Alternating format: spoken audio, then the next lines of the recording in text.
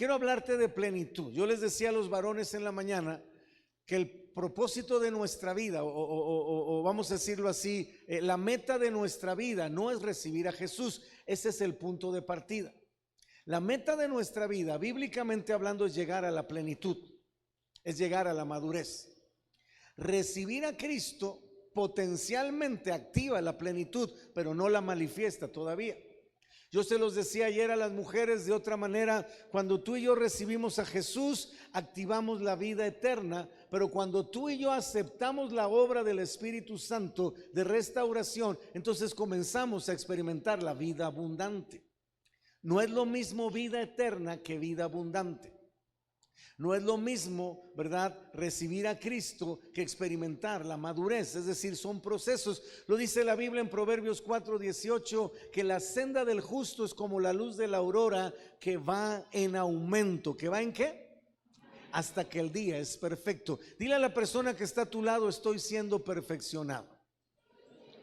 Dile: disculpa las molestias que esto te ocasiona. Todos, amados, estamos en un proceso de perfección.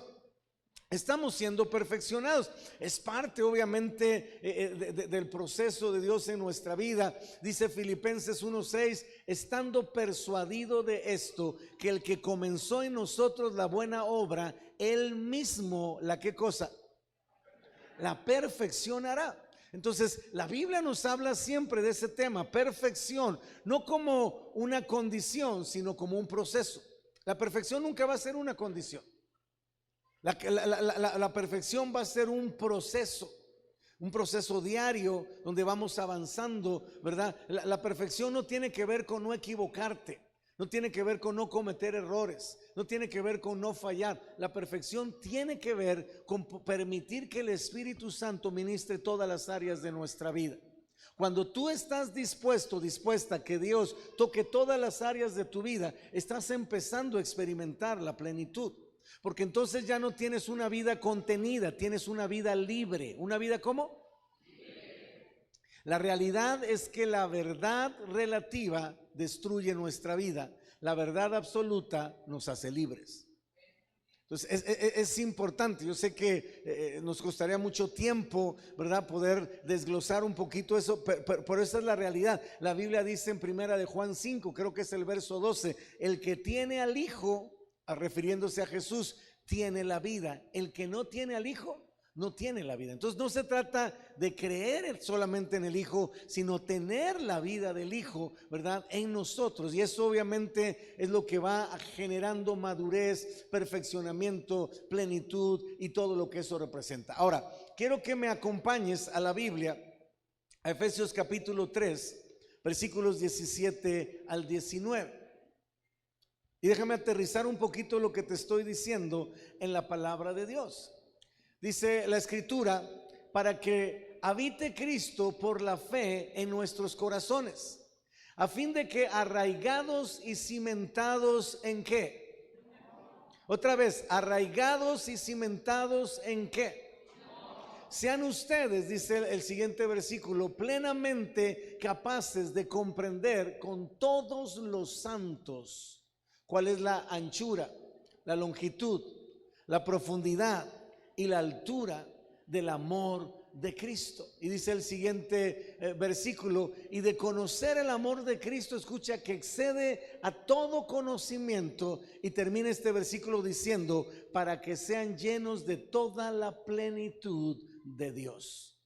Amada familia, no hay forma, no hay manera de conocer la plenitud de Cristo si no conocemos a profundidad su amor. La Biblia siempre marca el fundamento de nuestra relación con Dios. Dios nunca va a aceptar una relación con el hombre basada en el juicio, la maldición, el miedo o el temor. El único fundamento que la Biblia nos enseña, que es a través del cual Dios establece su relación con el hombre, es el amor. No hay otra forma. No hay forma en que tú y yo nos podamos relacionar con Dios por obras, por de alguna manera logros. La única forma de poder conectarnos con Dios es precisamente a través de su amor. La única forma de poder experimentar la plenitud es a través de su amor. Sin el amor de Dios, sin conocer a profundidad el amor de Dios, no vamos a poder conocer la plenitud. Ahora déjame aterrizarte un poquito más esto para poner un punto de partida y definir con más claridad lo que quiero hablarte de parte del Espíritu Santo en esta hora. Cuando hablamos del amor de Dios, la mayoría de nosotros pensamos que ya conocemos la plenitud de su amor. Es más, seamos sinceros, algunos están escuchando esto y dicen, es que yo ya conozco la plenitud del amor de Dios. No. Una cosa es conocer el amor de Dios y otra cosa es conocer la plenitud de su amor. Nosotros fuimos atraídos, dice la Biblia, a su presencia con cuerdas ¿de qué? ¿De juicio? ¿De condenación? ¿De maldición? ¿Con qué nos atrajo Dios? ¿Qué fue lo que nos sedujo de Jesucristo? Su amor. Ahora, el amor, el primer amor que nosotros conocimos de Dios es el amor de Cristo. Es más, la Biblia dice que el amor de Cristo nos constriñe, ¿no? La Biblia habla del ferviente amor bueno, podríamos hablar muchas cosas, pero escúchame, tú tienes que saber que lo que llamó tu atención, la razón por qué hoy domingo estás aquí, es porque el amor de Dios te cautivó. Un amor que, si somos sinceros, todavía estamos procesando, tratando de entender cómo puede ser que yo, siendo la clase de araña fumigada que soy, dile al que está a tu lado, ahí te hablan, Dios me ame. ¿Cómo es posible que yo, sabiendo lo que soy, lo que he hecho, lo que hago, Dios me ame? La verdad es que entramos en una dimensión de ser sorprendidos a tal punto que ese amor nos cautivó y nos llevó a acercarnos a Dios y nos llevó quizás a cambiar nuestra vida, nuestras prioridades, nuestra manera de ser, de actuar, nuestra conducta, etcétera, etcétera, etcétera. Y ese amor es extraordinario. Es un amor que nos llevó a la salvación. Es un amor que activó la vida eterna. Es un amor que nos permite literalmente identificar que alguien se sacrificó por mí, que alguien dio su vida por mí, que de tal manera amó Dios al mundo que ha dado a su único hijo, ¿verdad? Que Dios muestra, dice Romanos, su amor para con nosotros en que aún siendo, ¿qué cosa? Cristo murió por nosotros. Y eso más no nos los vamos a acabar en todos los días de nuestra vida, ¿verdad? Es glorioso, extraordinario, poderoso, pero no es la plenitud de su amor. Asústame, Panteón.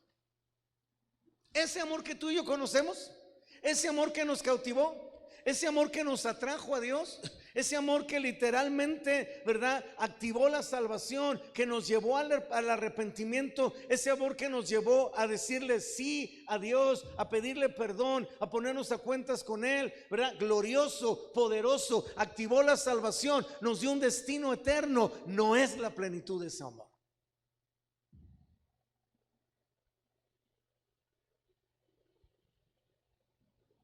Quiero que medites en lo que te estoy diciendo. Durante muchos años hemos pensado que el amor de Cristo para salvación es la plenitud de su amor. Pero así como el amor de Cristo nos lleva a la identidad, el amor del Padre nos lleva a la identidad. Y vamos a entrar en materia. Vamos a hablar de paternidad desde una perspectiva bíblica, pero enfocada en lo que yo he encontrado en los años de servir al Señor, que es el mayor detonante para poder vencer una barrera, un obstáculo y un límite. Y esto es la primera carta de Juan, en el capítulo 3, versículo 1 al 2, nos los dice con claridad. Llegamos a Cristo y conocimos el amor de salvación. Pero ahora, como les decía yo a los varones en la mañana, tenemos que avanzar en un proceso de perfeccionamiento, un proceso de restauración, un proceso obviamente de ir más allá de solamente el punto de partida de la salvación que activa nuestro destino y activar nuestro propósito en esta tierra. Y primera de Juan 3:1 dice: miren cuál amor nos ha dado ¿quién? Para que seamos llamados, ¿qué cosa? Déjame volver a leértelo. Miren cuál amor nos ha dado el Padre, para que seamos llamados hijos de Dios. Ahora quiero que me escuches con atención, porque esto literalmente nos puede detonar y catapultar en la vida espiritual. La mayoría de nosotros, amados, no tiene problema en ver a Dios como Salvador. ¿Quién en su sano juicio va a rechazar un Salvador? La mayoría de nosotros quizás tampoco tenemos problemas en ver a Dios como Rey, o como Señor, o como Creador, o como Pastor. Donde dicen en mi rancho, escúchame, que la puerca tuerce el rabo, es cuando tenemos que ver a Dios como Padre. Ahí es donde muchas personas que están emocionadas por la salvación, tocadas por la vida eterna, tocadas por el arrepentimiento, por nacer de nuevo, por ser una nueva criatura, cuando viene el proceso de consolidación y de transición, de ser solamente, ¿verdad? Una persona que recibe salvación y que ahora recibe restauración, cuando ya tenemos que pasar a un amor más profundo, el que nos va a llevar a la plenitud es precisamente el amor del Padre. Ahí es donde muchas veces nos atoramos. Porque cuando nos hablan del amor del Padre, nosotros tenemos que quitarle a Dios la cara de nuestro papá terrenal. Porque mientras, amados, no le quitemos a Dios la cara de nuestro papá terrenal, vamos a boicotear cualquier proceso de impartición del amor del Padre en nuestra vida. Vamos a tener la tendencia natural, me atrevería a decir en algunos casos inclusive inconsciente, de no acercarnos al amor del Padre. Me puedo acercar al amor de Cristo porque representa salvación, pero no me puedo acercar al amor del Padre porque necesito confrontarme con un trasfondo básicamente de cómo me fue en la feria y que literalmente detona en mí un terrible temor a volver a experimentar el mismo resultado que tuve en mi relación con mi Padre terrenal. Y ahí es donde muchas personas en la vida espiritual se detienen de experimentar la plenitud y establecen básicamente un límite en su crecimiento, porque literalmente nos atoramos en un ámbito donde solamente puedo ver a Dios como Rey, como Señor, como Salvador, como Creador, pero no como Padre espiritual.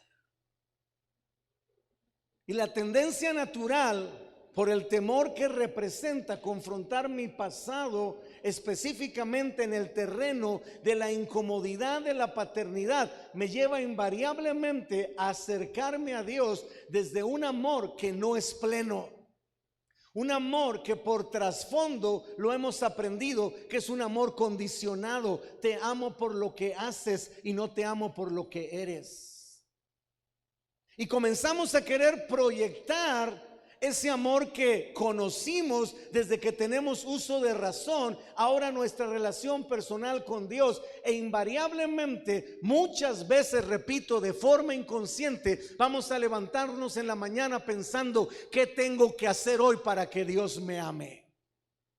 Y comenzamos un proceso, amados, que tiro por viaje, en lugar de alimentar nuestra alma, literalmente la desgasta, porque estamos enfocados, ¿verdad? Literalmente a que tengo que hacer cosas para sentirme amado por Dios. Tengo que hacer cosas para sentirme aceptado por Dios. Tengo que hacer cosas para sentir que a Dios le agrada mi vida y lo que soy, porque aprendimos y muchas veces manifestamos la idea de que necesitamos que Dios nos ame por medio de lo que hacemos y no por medio de lo que somos, sus hijos.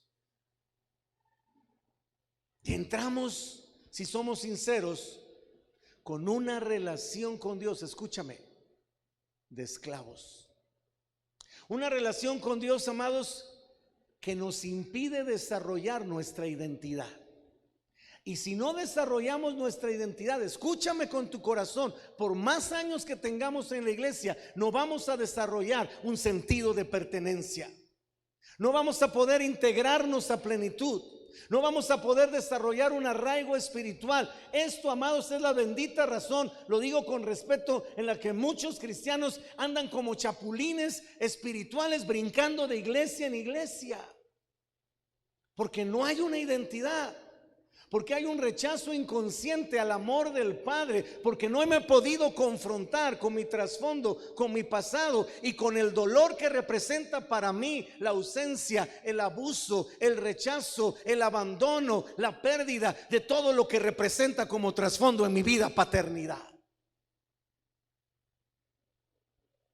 Y dice la Biblia, la Escritura, en el Evangelio de Juan, en el capítulo 8, en el versículo número 35, dice categóricamente la Escritura que mientras yo no avance al amor del Padre, estaré trabajando en un amor condicionado que básicamente me detiene en una relación con Dios de esclavo, porque vivo por el hacer.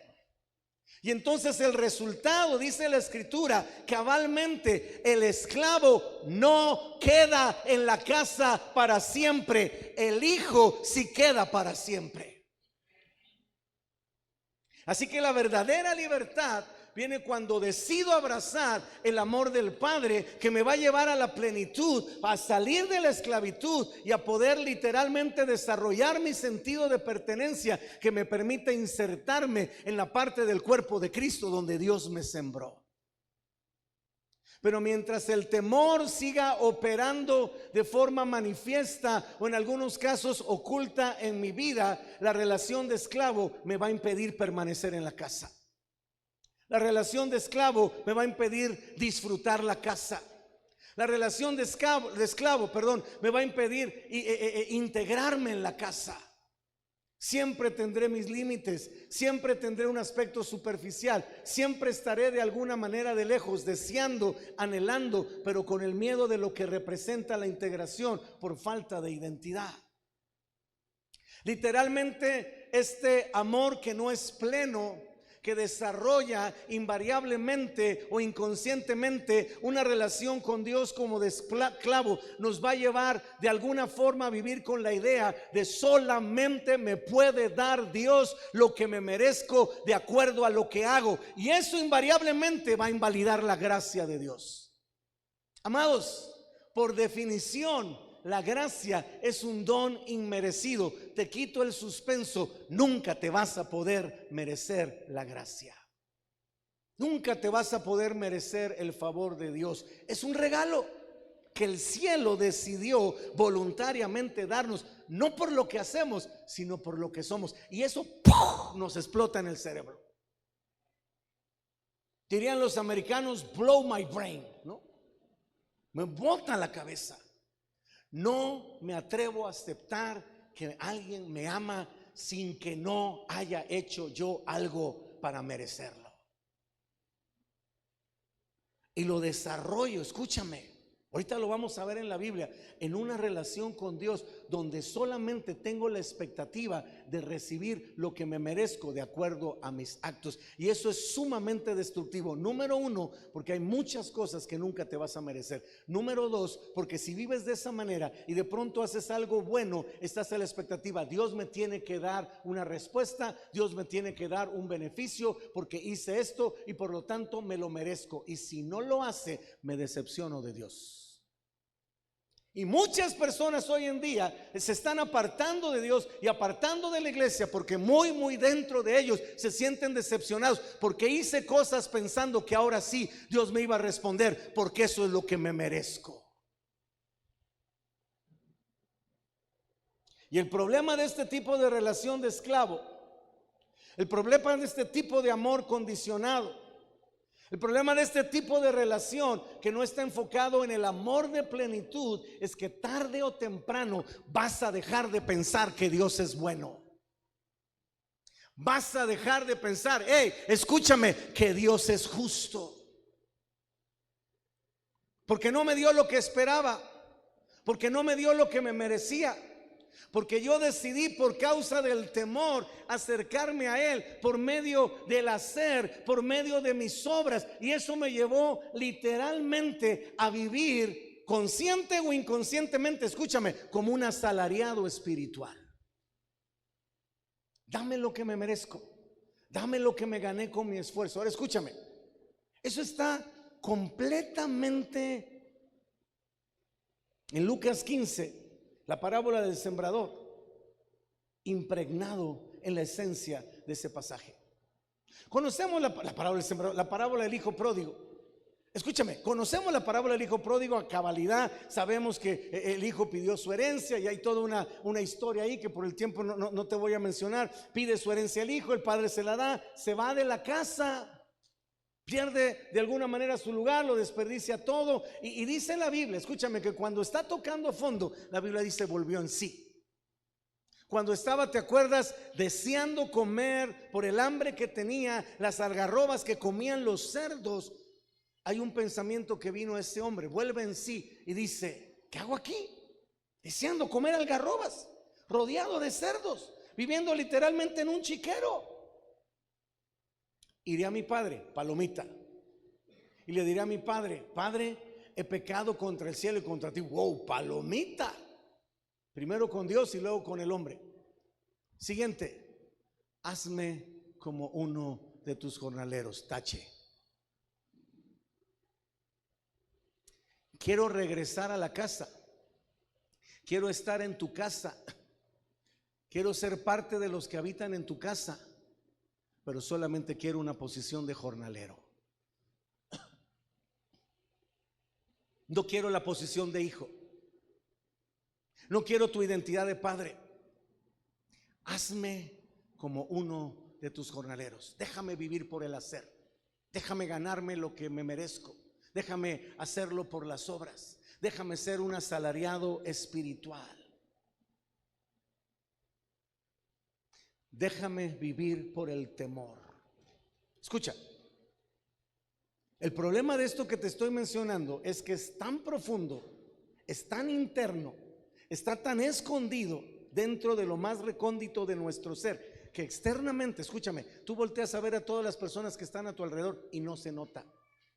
Y puedes tener una persona que está en una iglesia y está de alguna manera orando y está leyendo la Biblia y está congregándose y está sirviendo y está dando generosamente y está apoyando y está compartiendo la palabra y está ayudando a las personas y está participando en la obra social, pero muy dentro de sí lo hace porque piensa que si no lo hace, algo malo le va a pasar. Si yo dejo de orar, Dios me va a castigar. Si yo dejo de leer mi Biblia, algo malo me va a pasar. Si dejo de dar, entonces me va a caer el chagüistle. Si dejo de servir, entonces Dios se va a enojar conmigo. Y la motivación por la que hacemos todo lo que hacemos, escúchame, de manera correcta, es el miedo o el temor que si lo dejamos de hacer, algo malo nos va a pasar. E inconscientemente estamos a un pelo de rana calva de una crisis espiritual, porque literalmente estamos en un desgaste extremo de nuestra alma. El temor tiene esa bendita capacidad de convertirse en un catalizador de desgaste de todo lo que representa nuestra alma. El temor es un devorador y embargador de todo lo que representa la fuerza anímica. Nos lleva literalmente al punto de colapsar, porque es todos los días levantarme: hoy tengo que volver a hacer algo para que Dios me ame, hoy tengo que volver a hacer algo para que Dios me castigue, hoy tengo que volver a hacer algo para que Dios no se enoje conmigo, hoy tengo que hacer algo para que Dios de alguna manera me tire un varo. Estoy en la casa, pero vivo como jornalero. Estoy en la casa, pero vivo literalmente, como dice Lucas 19:21, incapaz de poder dar a luz todo mi potencial espiritual como hijo de Dios, porque inconscientemente boicoteo la relación con Dios como padre y no puedo abrazar el amor del Padre porque tengo terror de confrontarme con lo que representa el miedo de mi trasfondo de paternidad terrenal. Y si Dios me abandona como padre, como mi padre terrenal me abandonó, y si Dios me castiga como padre, como mi padre terrenal me castigó, y si Dios abusa, y si Dios se enoja, y si Dios...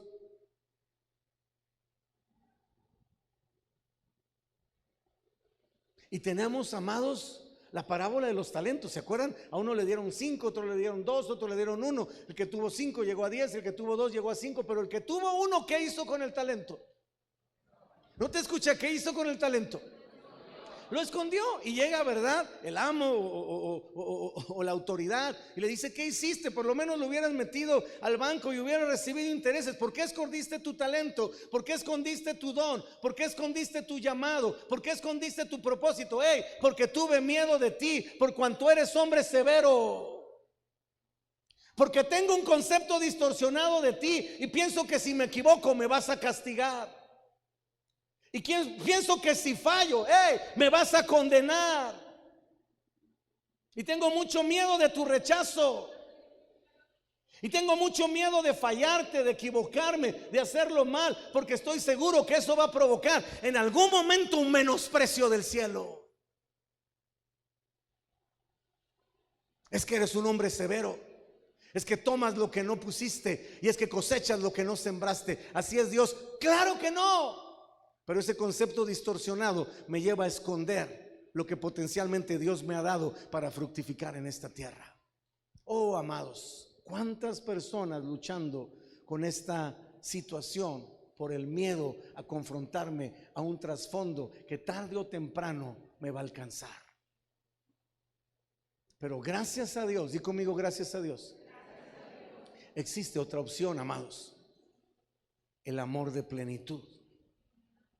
El amor que entiende un principio que está clavado en la Biblia, en la primera carta de Juan, capítulo 4, versículo 19. ¿Estás aquí todavía? Juan 4, 19 es un tesoro, amados. Dice: nosotros, ¿quiénes? Amamos a Dios porque somos bien sacalepunta, porque somos bien buena onda, porque somos la onda, porque somos... No. Nosotros amamos a Dios simple y sencillamente porque Él nos amó primero. Lo único que nosotros hacemos es responder al amor de Dios. Ninguno de nosotros, amados, y quiero que te grabes esto en tu corazón, tomó la iniciativa para amar a Dios. No, Señor, solamente reaccionamos al estímulo de su amor. Y entonces lo que naturalmente debería producir es un amor de libertad, porque lo que activamos cuando abrazamos el amor del Padre básicamente es gratitud. Y entonces, fíjate qué suave, todo lo que hago para Dios, orar, leer mi Biblia, congregarme, servir, dar con generosidad, compartir la palabra, ayudar a otros, etcétera, etcétera, etcétera, es porque estoy agradecido con Dios y quiero demostrarle cuán agradecido estoy y cuánta gratitud tengo por lo que Él hizo por mí. Vamos a darle un fuerte aplauso a Él. Vamos a dárselo fuerte.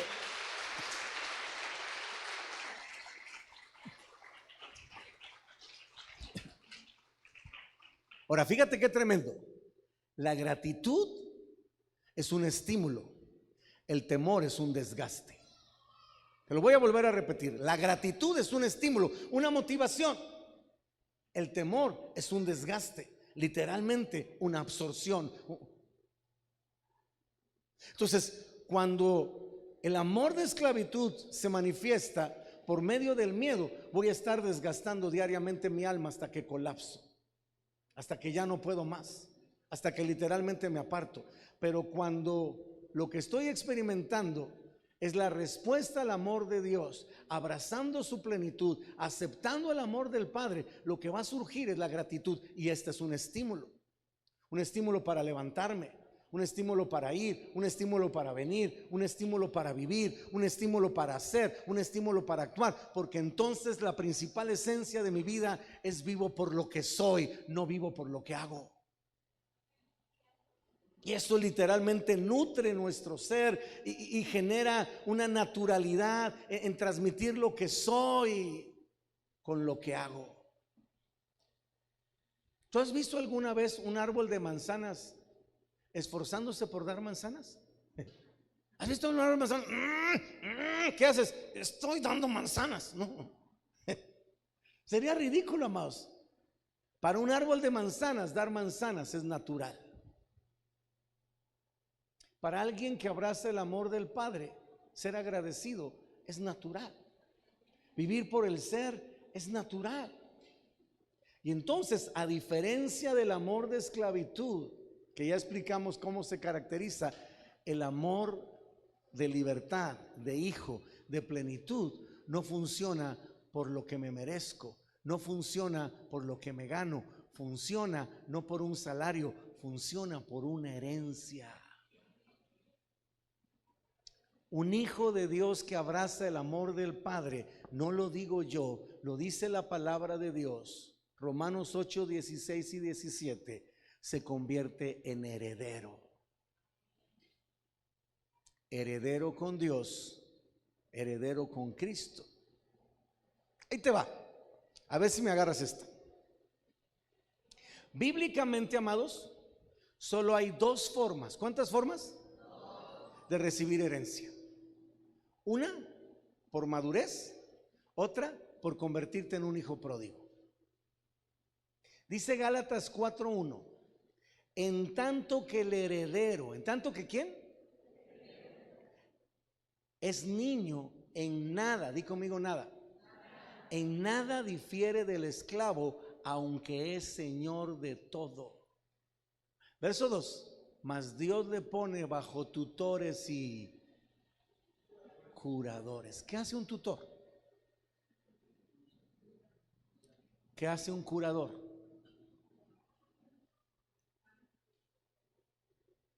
¿Quieres llegar a la madurez? Necesitas tutores y curadores. ¿Quieres irte por la libre? Vuélvete un hijo pródigo. Pero el resultado es invariablemente diferente. Romanos 8, 16 y 17, el Espíritu mismo da testimonio a nuestro espíritu de que somos hijos de Dios, y si hijos, también herederos, herederos de Dios y coherederos con Cristo. Fíjate, en un solo versículo 3 veces nos menciona la palabra heredero. Digo, por si no nos ha quedado claro, esa es la gran diferencia entre un esclavo y un hijo. El esclavo recibe salario, el hijo recibe herencia. ¿Me aguantas un ejemplo más? ¿Estás aquí todavía? Vámonos al Evangelio de Mateo, capítulo 15, versículos 26 y 27. Si me puede ayudar el piano un momento, por favor, si son tan amables. No he terminado, engarrótenseme ahí, porque algunos oyen piano y ya les crujen las tripas. Aguántame las carnitas. Mateo 15, 26. No me lo pongan todavía, por favor, aguántenme un segundo en la pantalla. Déjame te explico el contexto de este pasaje. Esta es una mujer sirofenicia. Di conmigo sirofenicia. ¿Qué significa que era una mujer sirofenicia? Que no era judía, no era de la casa de Israel, no era del pueblo de Dios. Y esta mujer llega con una hija gravemente atormentada. No sé si por un espíritu, por una enfermedad. El chiste es que llega con Jesús y le pide ayuda. Y Jesús le dice algo que nos debe de ubicar. No he sido llamado sino a las ovejas perdidas de la casa de Israel. Y entonces esta mujer le pide a Jesús misericordia. Y entonces cuando esta mujer sirofenicia, que no era judía, que no tenía acceso a ser parte del pueblo de Dios, se acerca a Jesús, fíjate lo que Jesús le responde en el verso 26. Ahora sí, échame el versículo. Mateo 15, 26. Esta es la respuesta de Jesús a la petición de una mujer gentil, sirofenicia. Respondiendo, él dijo: no está bien, no es correcto, no cumple el propósito de Dios tomar el pan de los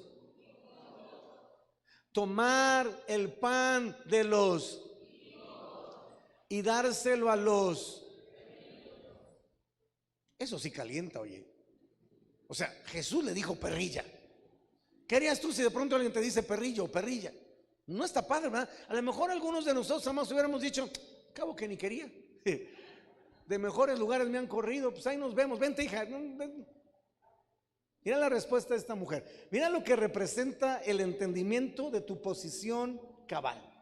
La mujer no se indigna, no se enoja, no le reclama, ¿qué traes? Envidioso. No. La mujer le contesta, sí, Señor. ¿Cómo le dijo? Sí, Señor. No le dijo sí, papá. No le dijo sí, padre. No le dijo sí, tutor. Sí, Señor. Conozco mi posición.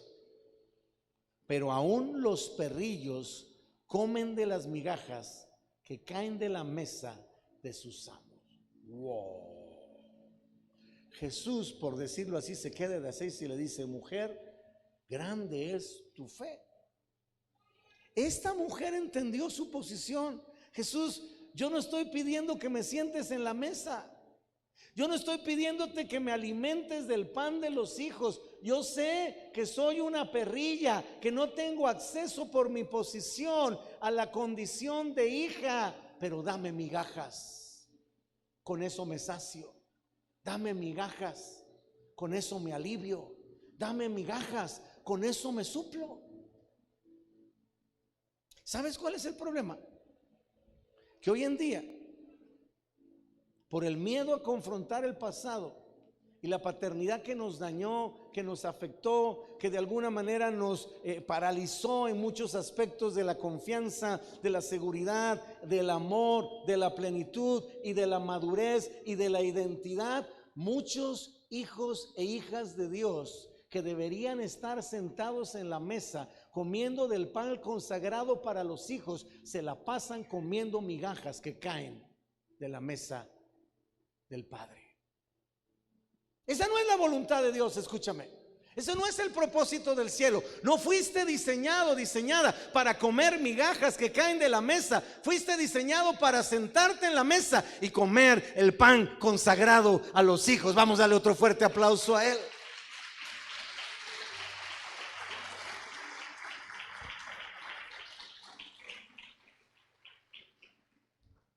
Pero el bendito miedo nos puede llevar a conformarnos con las migajas. Tenemos la herencia, tenemos acceso a todo, tenemos el pan consagrado, tenemos la posición de hijos, pero el miedo nos ha dejado comiendo migajas. Los hijos se sientan en la mesa, los perrillos comen de las migajas que caen de la mesa. ¿Cómo estás viviendo tu vida espiritual? ¿Qué tanto hemos permitido que la incomodidad del trasfondo y de una mala paternidad terrenal, una experiencia de terror, de miedo o simple y sencillamente una incertidumbre porque nunca la tuve de no saber? Escúchame, el 51% de los mexicanos ha crecido sin un papá. No te ofendas, el 51% de los que estamos aquí nunca tuvimos la oportunidad de tener un papá en casa. Y yo quisiera decirte que el otro 49%, con respeto lo digo, le tocó uno, wow, pero a lo mejor le tocó uno alcohólico, o violento, o abusador, o indiferente, o ausente. Así que hoy es un buen día para confrontar lo que de alguna manera nos impide abrazar el amor del Padre, que es el único amor que nos va a llevar a la plenitud de Cristo. Si quieres conocer la plenitud de Cristo, tienes que experimentar a profundidad su amor. El amor de Cristo nos lleva a la salvación. El amor del Padre nos lleva a la identidad. Ahí te va. El amor de Cristo, para que se oiga en verso y sin esfuerzo. El amor de Cristo nos lleva a la eternidad. El amor del Padre nos lleva a la identidad. El amor de Cristo nos lleva a la salvación. El amor del Padre nos lleva a la restauración.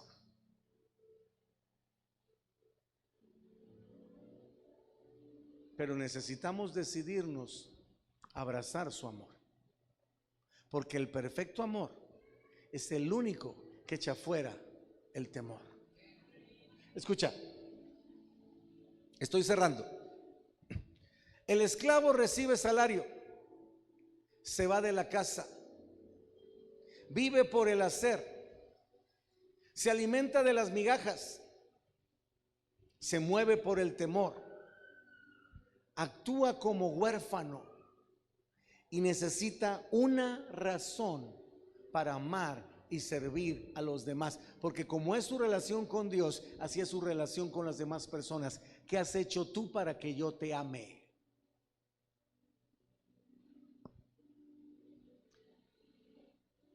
Pero el amor de libertad,